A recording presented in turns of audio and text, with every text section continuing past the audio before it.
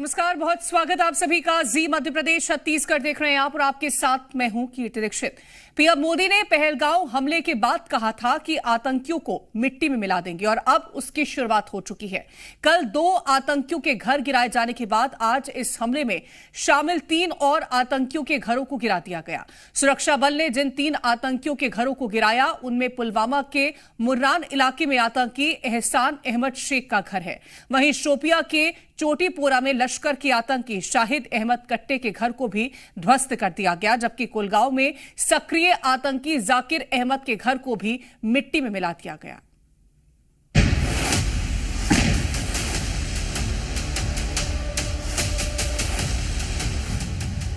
आतंकी शाहिद घर तबाह, आतंकी आदिल घर गिराया गया,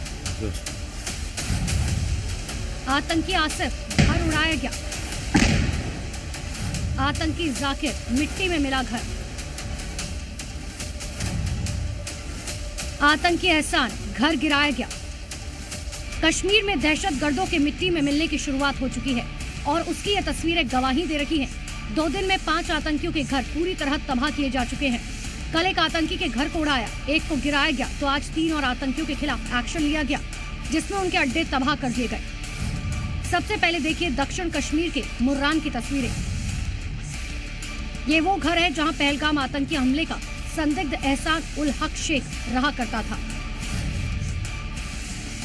2018 में पाकिस्तान से ट्रेनिंग लेकर एहसान हाल ही में कश्मीर लौटा था और जून 2023 से इस घर में रह रहा था। एहसान उल हक भी लश्कर का ही आतंकी है।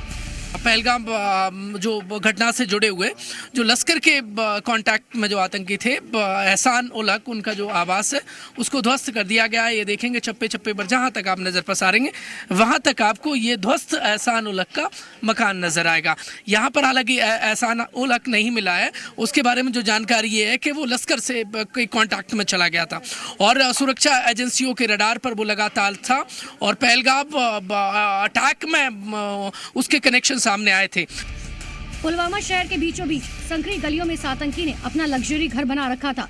घर के निचले हिस्से में एक बेसमेंट था जिसमें रहकर ये आतंकी भारत विरोधी खेल खेलता था।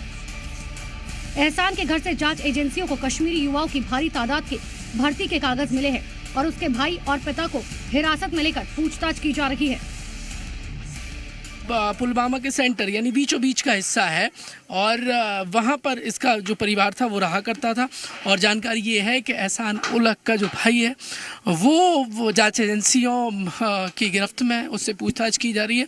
ये पुलवामा शहर के बीचों बीच की तस्वीरें, दोनों तरफ आप देखिए, मेरे लेफ्ट हैंड साइड और राइट हैंड साइड दोनों तरफ आपको एहसान उल हक का ये जो आशियाना है वो नज़र आएगा। एक और आतंकी जिसके मिट्टी में मिलने की शुरुआत हो चुकी है वो है लश्कर का कमांडर शाहिद अहमद, जिसका घर शोपिया में बना था।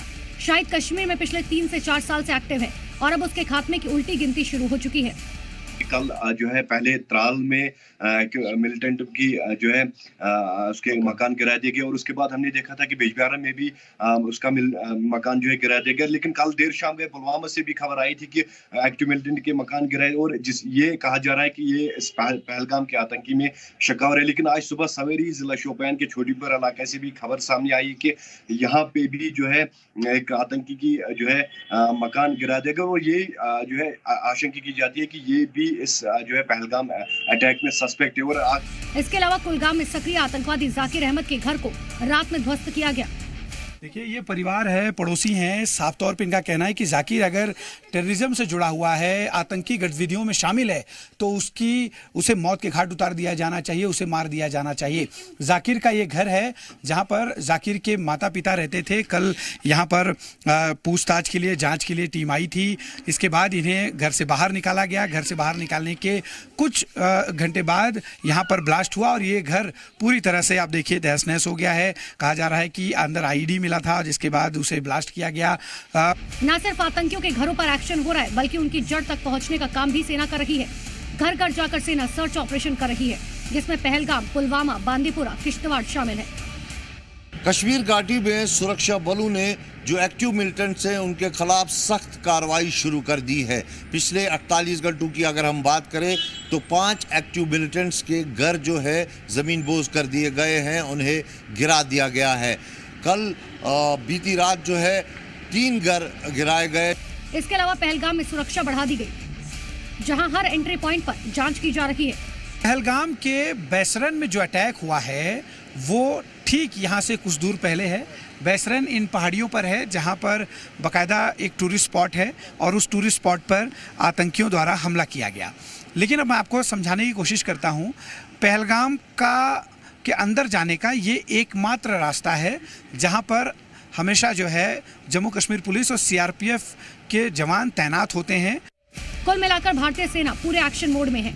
जवानों ने ठान ली है कि पहलगाम में निर्दोष लोगों की हत्या करने वाले आतंकियों का सफाया करके मानेंगे। और अब बात करते हैं भारत के उस कदम के बारे में जिसके तहत पाकिस्तानियों को एक एक कर देश से निकाला जा रहा है। और इससे जुड़ी बड़ी खबर यह है कि पहलगांव में आतंकी हमले के बाद गुजरात सरकार ने भारत में अवैध प्रवासियों के खिलाफ बड़ा एक्शन लिया है। इसके अलावा देश के अलग अलग राज्यों से पाकिस्तानियों को चिन्हित कर वापस भेजा जा रहा है।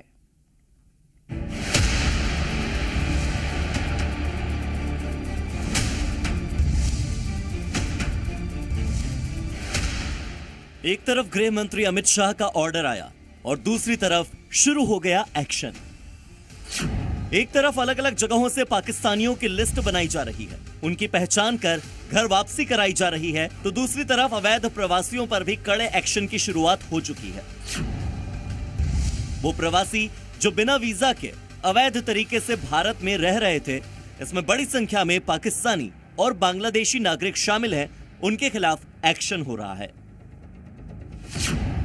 ऐसा ही एक बड़ा एक्शन गुजरात के अहमदाबाद में हुआ, जहां अहमदाबाद क्राइम ब्रांच ने एक बड़ी कार्रवाई करते हुए 400 संदिग्ध लोगों को हिरासत में लिया। दरअसल पुलिस ने उनकी पहचान के लिए बड़ा तलाशी अभियान चलाया था, जिसमें 400 से ज्यादा संदिग्ध पाए गए। हमारे होम मिनिस्टर साहब की सूचना के हिसाब से, डीजीपी सर और सीपी साहब की सूचना से अहमदाबाद सिटी पुलिस ने किशनपुर पुलिस स्टेशन की हद में एक चंडोला तालाब है, बड़ी संख्या में पुलिस ने आज इस पूरे तालाब के आसपास कॉम्बिंग की और उस कॉम्बिंग के दरमियान हमें 457 जितने शंकास्पद बांग्लादेशी नागरिक मिले हैं। उनकी अभी पूछपरछ चालू है। ऐसा ही एक और ऑपरेशन गुजरात के सूरत में भी चला, जहां देर रात किए गए इस ऑपरेशन में 100 से ज्यादा अवैध बांग्लादेशियों को अलग अलग हिस्सों से पकड़ा गया।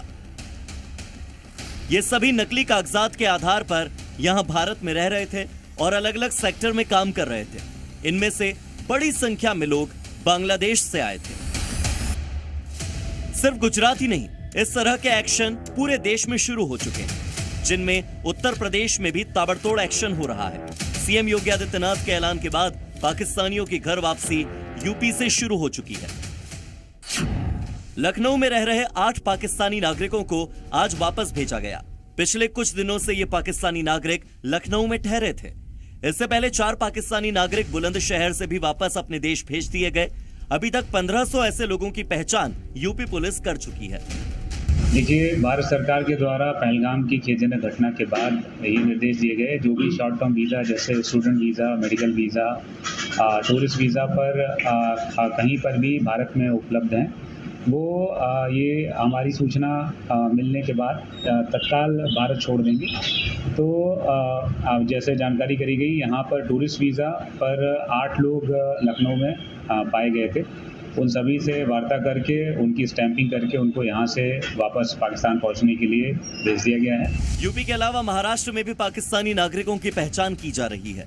खुद सीएम इसकी निगरानी कर रहे हैं कि केंद्र सरकार के आदेश का सख्ती से पालन कराया जाए, जिससे एक भी पाकिस्तानी नागरिक भारत की धरती पर न बचे।